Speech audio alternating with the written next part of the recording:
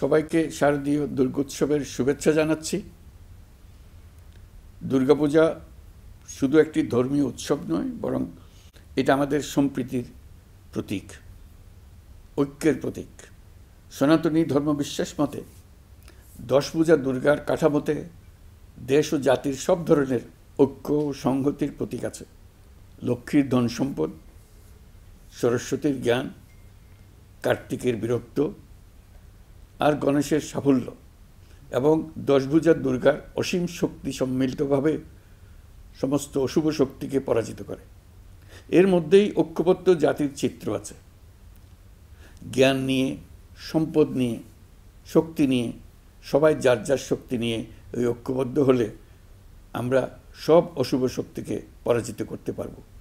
কারো সাধ্য নাই আমাদের দমিয়ে রাখার। নিজেরা বিভক্ত হয়ে গেলে, ঐক্যবদ্ধ হতে না পারলে আমরা জাতি হিসেবে উন্নতি করতে পারবো না, এমন রাষ্ট্র গঠন করতে পারবো না যেটা নিয়ে আমরা সবাই দুনিয়ার সামনে গর্ব করতে পারি। দুর্গাপুজো উপলক্ষে গত বছরের মতো এবছরেও সরকারি ছুটি 2 দিন রাখা হয়েছে। সঙ্গে 2 দিন সাপ্তাহিক ছুটি যোগ হওয়ায় আমি আশা করছি সনাতন ধর্মাবলম্বীরা পরিবার পরিজন, বন্ধুবান্ধব সহ এই উৎসব আনন্দঘন পরিবেশে পালন করতে পারবেন। দুর্গাপূজা ঘিরে কোনো ধরনের দুর্ঘটনা যাতে না হয়, নাশকতার মাধ্যমে কেউ যাতে কোনো আতঙ্ক সৃষ্টি বা উৎসবের বিঘ্ন ঘটাতে না পারে, সেই জন্য সরকার, রাজনৈতিক দলসহ সমাজের সর্বস্তরের মানুষ বিশেষভাবে তৎপর রয়েছে। সবাই মিলে চেষ্টা করছে যেন একটা নিখুঁত দুর্গাপূজা অনুষ্ঠিত হয়। প্রশাসনের সকল পর্যায়ের কর্মকর্তা, পুলিশ, সেনাবাহিনী, র্যাব, বিজিবি, আনসার, সকল আইনশৃঙ্খলা বাহিনীর প্রত্যেক সদস্যকে আমি এ বিষয়ে প্রয়োজনীয় নির্দেশনা দিয়েছি ইতিমধ্যে। উৎসবের দিনও যারা এই কঠিন কাজে নিয়োজিত রয়েছেন, দিনরাত অক্লান্ত পরিশ্রম করছেন, আমি জাতির পক্ষ থেকে তাদের প্রতি কৃতজ্ঞতা জানাচ্ছি।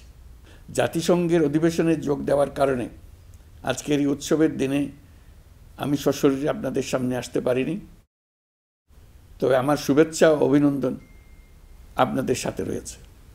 জুলাই গণ অভ্যুত্থানের মধ্য দিয়ে আমরা বৈষম্য ও দুর্নীতিমুক্ত একটি সমৃদ্ধ দেশ গড়ার যে অগ্রযাত্রা শুরু করেছি, তার সফল বাস্তবায়ন করতে হলে ধর্ম, বর্ণ, ভেদাভেদ ভুলে সকলকে একযোগে কাজ করতে হবে।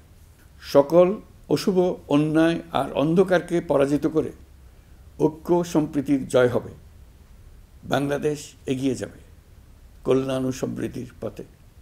সৃষ্টিকর্তার কাছে এই প্রার্থনা করি। সবাইকে আবারও শারদীয় দুর্গোৎসবের শুভেচ্ছা জানাচ্ছি। মহান সৃষ্টিকর্তা আমাদের সহায় হন।